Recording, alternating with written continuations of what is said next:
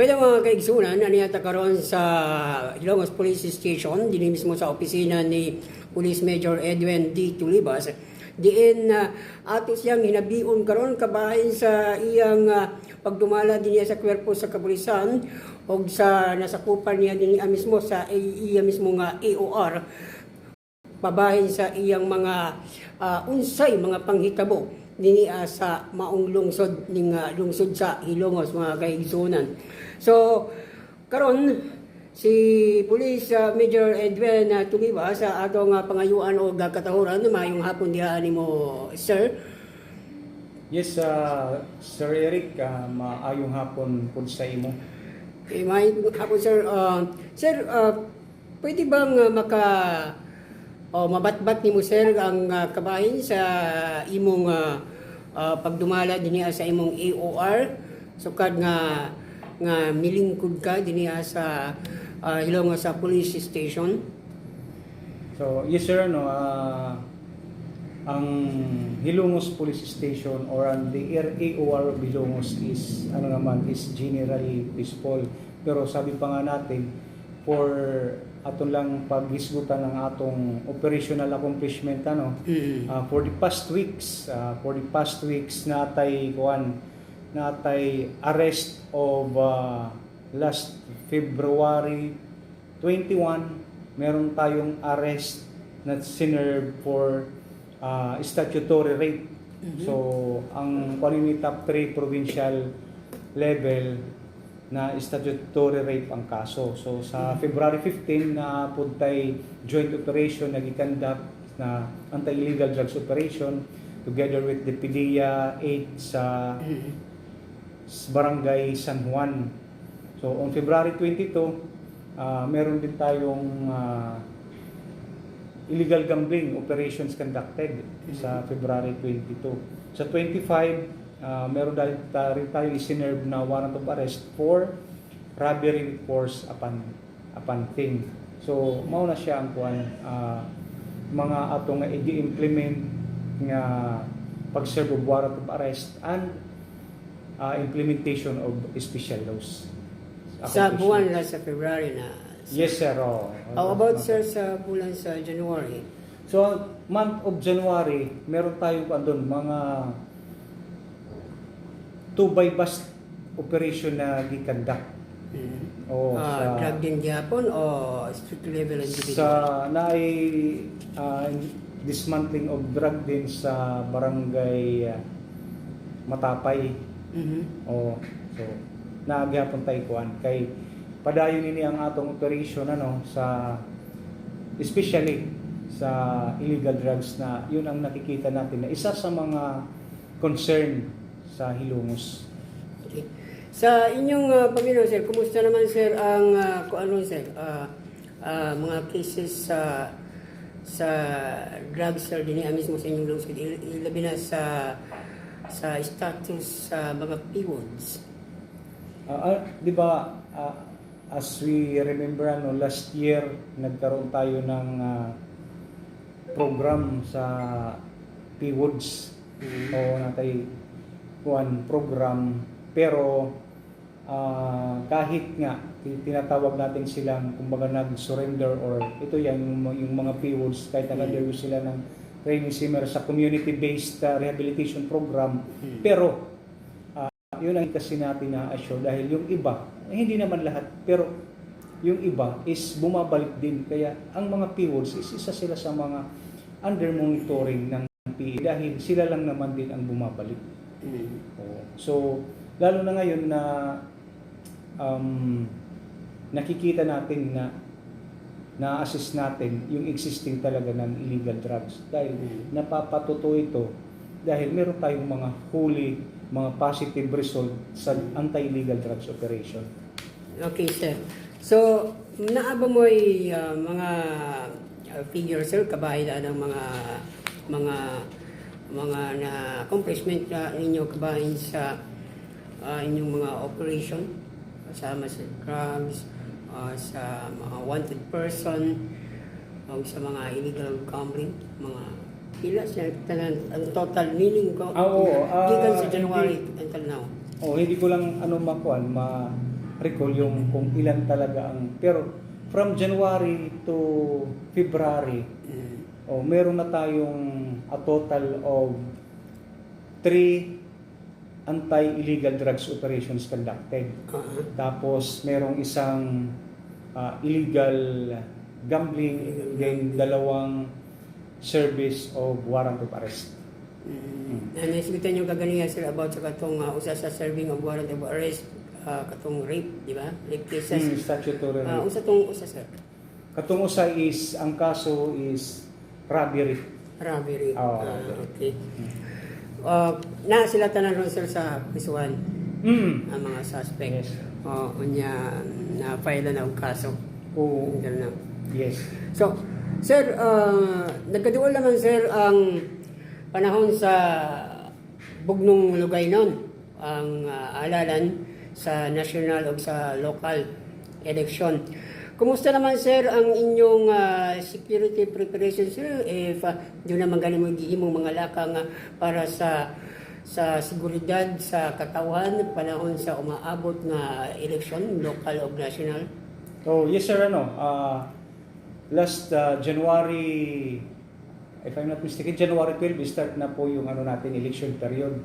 So, during election period, ito yung mahigpit natin yung pinagbabawal, yung carrying, transporting, possession of firearms dahil gun ban is already in effect. So, gun ban, kahit yung may mga permits is temporarily canceled during election period. So, that's why meron tayong meron tayong tinatawag na COMELEC checkpoint para isang activity dito or minsan nagkakaroon tayo ng mga upland bakal sita.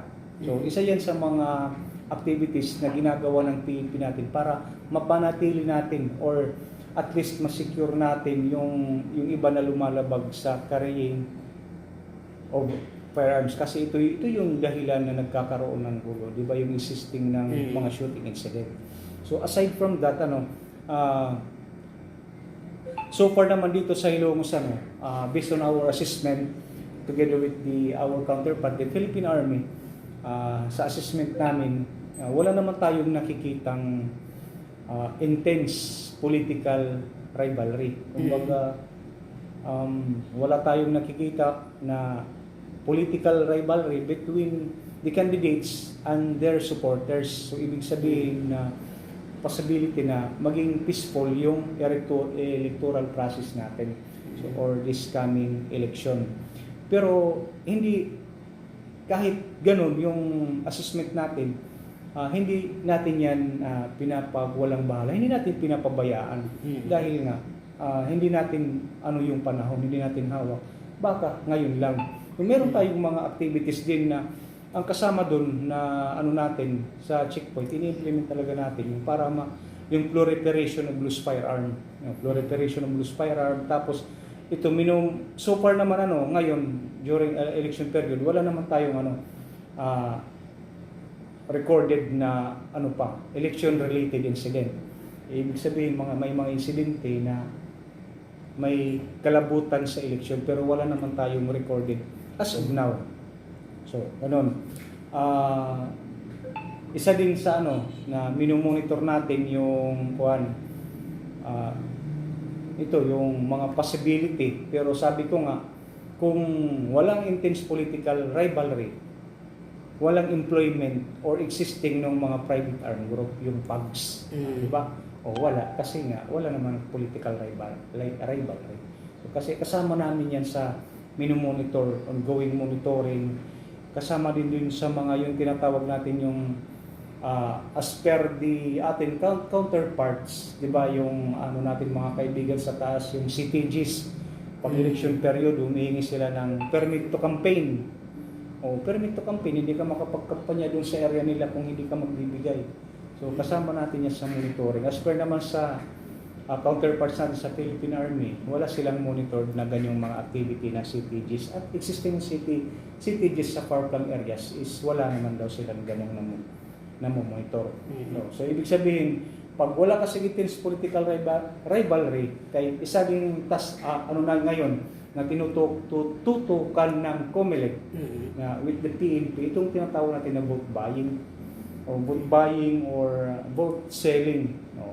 Pero dahil nga sana, hopefully, ganito na yung nakikita natin ngayon na wala tayong nakikita na ganun na political rivalry.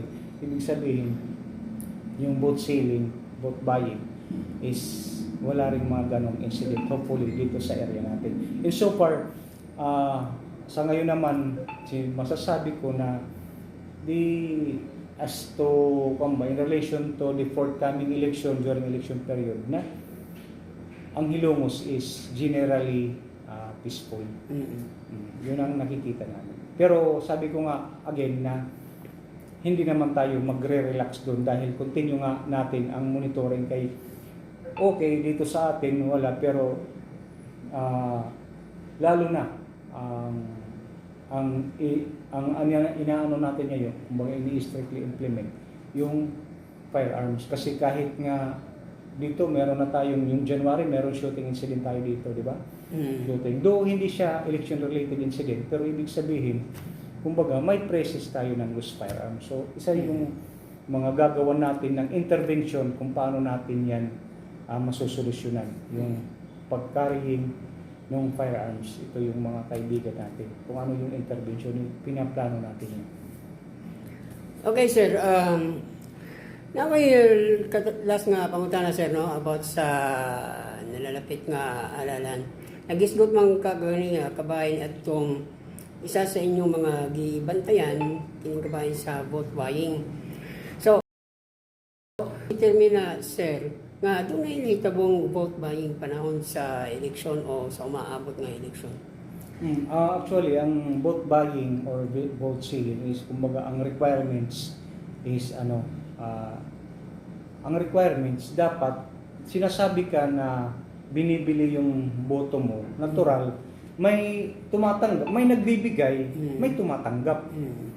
Tapos isa doon na ang proof na binibili mo yung boto o binibenta mo or nabibili ka ng boto. Lalo na kung may yung pera na binibigay sa iyo ay may pangalan na itong kandidato. Yun, di ba? Nakita mo dati experience na may mga pera na may sticker, may mukha, may pangalan. So that is the sign na ikaw, iboto mo ako. So, yun ang kuwan. Dapat merong nagbibigay, merong tatanggap. So, doon natin makikita na magkakaroon ng vote buying. Okay. So, sir, siguro sa panapos na lamang, sir, kuha na lamang ako, sir, ang inyong mensahe, sir, para ngadto sa katawan, ilabi na din sa mga Hilongos noon, yung lungsod sa Hilongos. Oh yes, sabi ko nga, gusto ko lang ipaabot lahat dito sa Hilongos noon na ang peace and order is not only, lagi ko itong sinasabi, is not only the concern of the PNP. Kumbaga it is everybody's concern. Ibig sabihin, tulong-tulong tayo para mapanatili natin ang kapayapaan. Lalo na ngayon, mabuti na lang, sabi ko kanina na wala tayong ganung na political rivalry. At least, maiiwasan natin kung ano man yung mga incident. Ang ano lang talaga ng PNP, ang hinihingi, ang full support ng community sa PNP. Para kasi kung tayo ang magtutulungan, sabi ko nga, kung mayroong ang primary kasi goal namin lang ito lang, dalawa lang, yung crime solution at crime prevention and crime solution. Crime prevention, pag nandyan yung community, katulong namin, we can prevent crimes. Ngayon, kung hindi talaga natin maiwasan ang crime, with the support of the community, kung mayroong mangyaring krimen, dahil nga suportado kami sa community, masusolve natin yung crime. So, ganun ang interrelation ng police and community. So, hinihingi ko lang sa inyo na tulong-tulong tayo. Siguro, sir, alang sa kasayuran sa tanan, sir, no, kung kaso doon na sila yung mga mamatikdan, yung mga problema o angay nga reklamo, may mo bang maihatag ninyo, sir, ang inyong hotline number, sir, din sa police station? Yes, among ihatagan ko na, you can call this number 24/7.